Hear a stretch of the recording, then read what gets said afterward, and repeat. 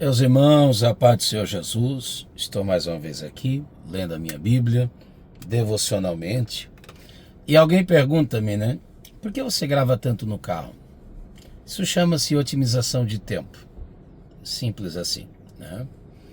Então, estou no carro, nas minhas andanças, nas minhas agendas, nas leads normais, como qualquer outra pessoa, né? Como alguém já disse, o pastor é o anjo da igreja, mas é um anjo que precisa comprar, que precisa pagar, que tem as suas necessidades normais. É um anjo sem asas. Então, queridos, observe. Vamos lá. Então, aqui eu estou otimizando o tempo. João, capítulo de número 10, versículos de número 9 e 10. Deixa eu ver se fica bom aqui. Olha aí. Então, Jesus disse, uma daquelas suas falas, eu sou. Então ele não é apenas o portador da palavra, ele é a palavra portada. Eu sou mensageiro, mas eu não falo de mim mesmo. Eu não sou o conteúdo da minha mensagem. Jesus não apenas é o mensageiro, como é a mensagem, cujo ele menciona, apregoa, anuncia. João 10 e 9, todo mundo conhece. O título de João 10 é Jesus, o bom pastor. Caneta e papel, né, gente? Imprescindível, né? Imprescindível. Vamos lá. Eu sou a porta. João 10 e 9. Se alguém entrar por mim, observe, salvar-se-á. E entrará e sairá. E achará pastagens. No mesmo capítulo que ele diz eu sou a porta, João 10 e 9, ele diz, João 10 e 11, eu sou não apenas um pastor bom. Como a Bíblia é maravilhosa. Jesus não é um pastor bom. Pastor bom é um pastor legal, é um pastor gente fina, é um pastor gente boa. E aí, como é bom ter um pastor bom? Só que Jesus não é um pastor bom. Jesus é um bom pastor. Você consegue entender isso?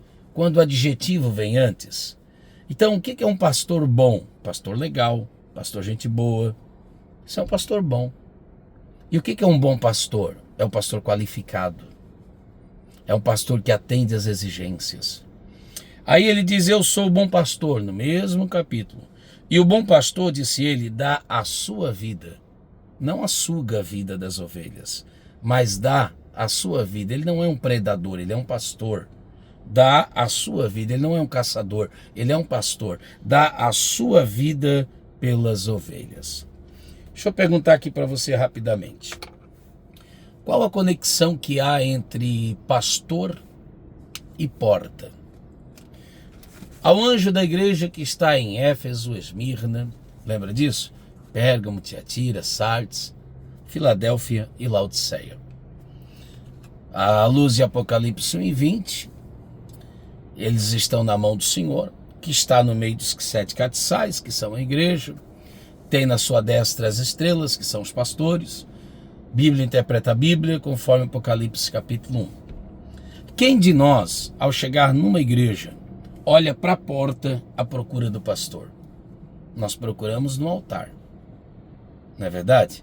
É lá que a gente procura, porque lá é o local do pastor e está tudo certo. Lá é o leme da igreja, lá é o direcionamento. Um anal não pode andar sem leme, então uma igreja não pode andar sem direção.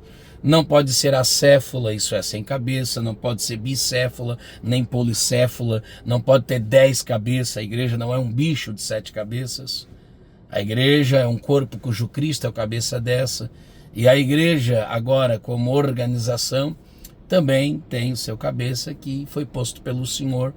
Quando o Senhor for repreender as igrejas, ou elogiar as igrejas, ou considerar as igrejas, em Apocalipse 2, Apocalipse 3, ele escreve, não há igreja, mas é o responsável por ela, ao anjo da igreja. Mas vamos pensar junto aqui. Quem de nós procura o pastor na porta? Para nós, na porta fica os recepcionistas, que é um trabalho extremamente honrado, são os porteiros.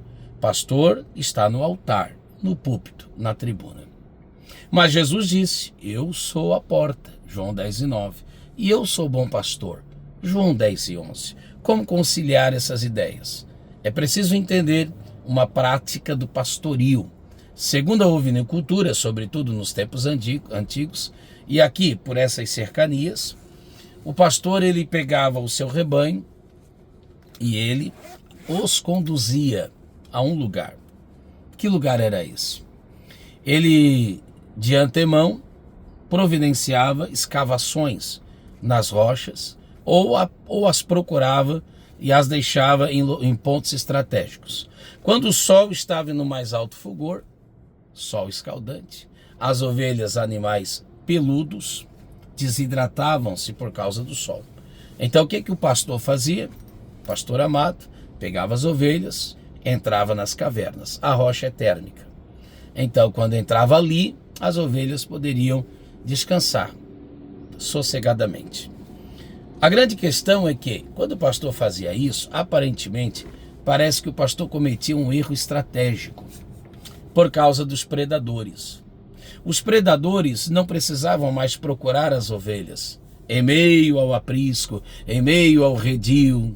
Não. Não precisavam mais ir ao rebanho.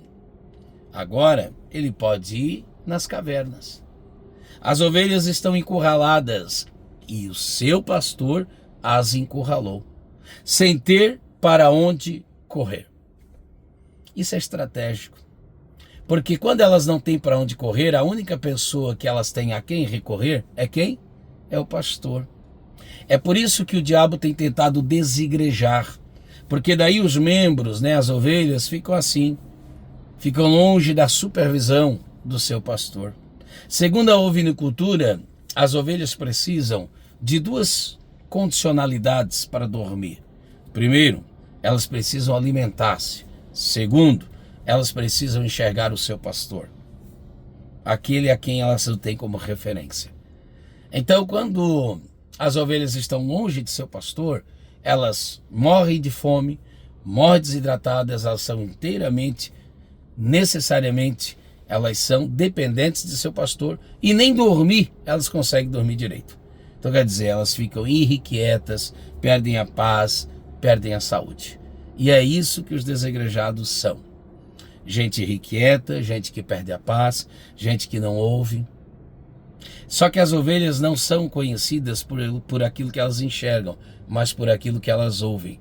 A fé não vem por ver, a fé vem por enxergar. Ou melhor dizendo, por enxergar, vem por ouvir. Lembra disso? A fé vem pelo ouvir. Romanos 10:17. Não andamos por vista, 2 Coríntios 5:7. Caminhamos, trilhamos e vencemos pela fé. Então, isso é amável por demais, porque Jesus prometeu estar conosco.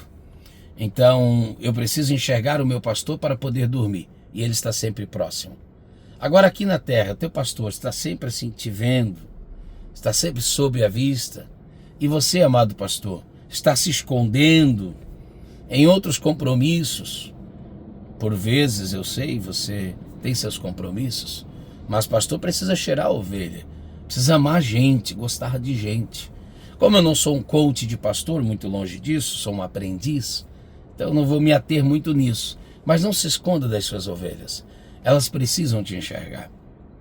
Quando eu deixei de pastorear, deixei por esse motivo.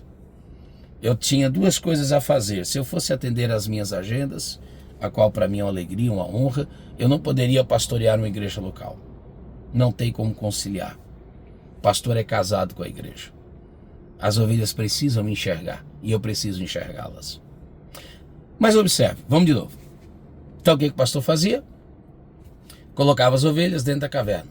Quando chegava o urso, quando chegava o leão, quando chegava o predador, antes de tocar nas ovelhas, ali estava o pastor. Olha o quanto isso é amável. Ali estava o pastor. Por isso ele disse, eu dou a vida pelas minhas ovelhas. Mas o melhor desse vídeo, o motivo pelo qual eu gravei, ainda está por vir. Por isso, fique comigo mais um pouco. Então, eu não sou a porta da salvação, da eternidade. Mas eu, de certa maneira, sou uma porta. Você é uma porta de entrada para alguém.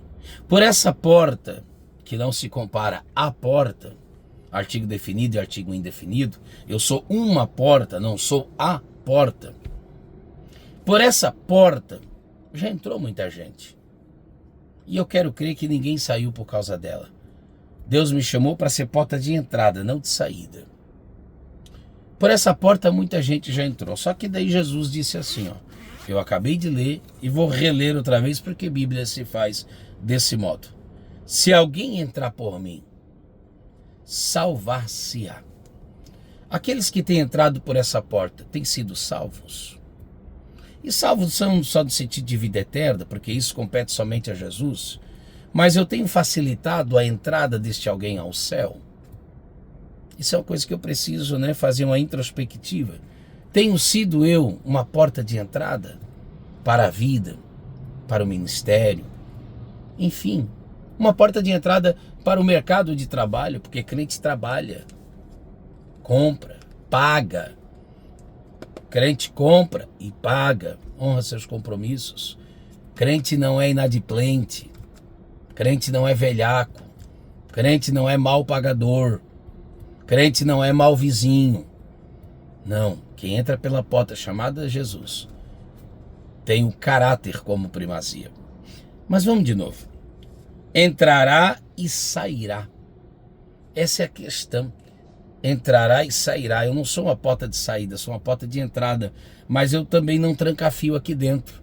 Vai sair. Mas a questão é que antes de sair o texto diz, achará pastagem.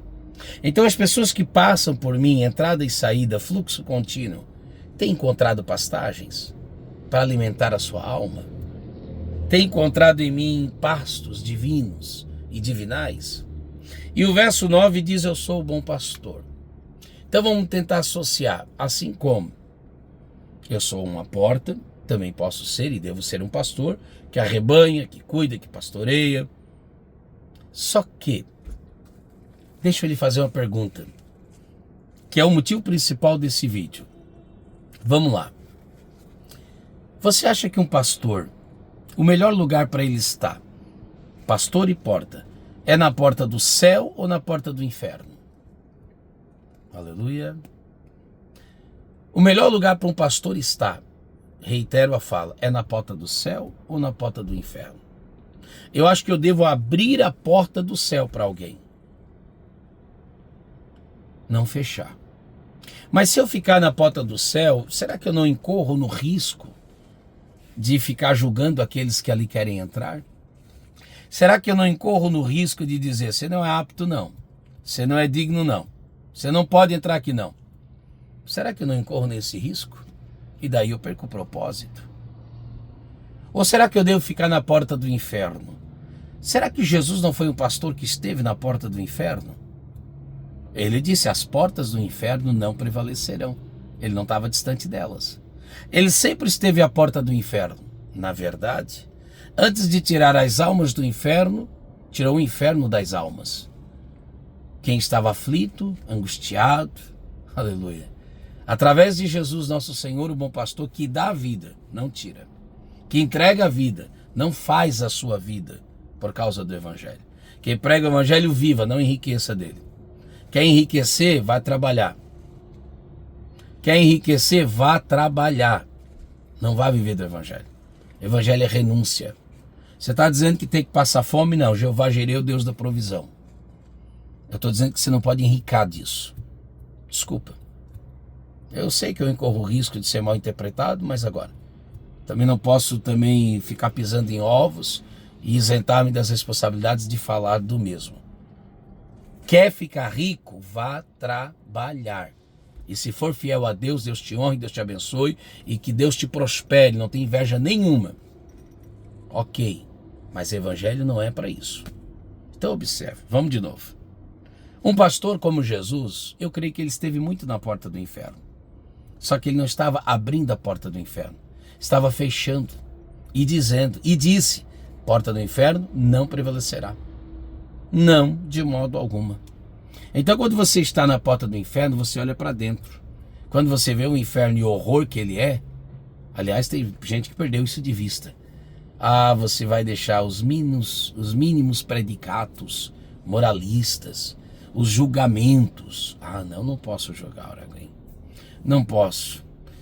Mas ela me ofendeu. Mas o inferno é tão ruim, né? Entendeu?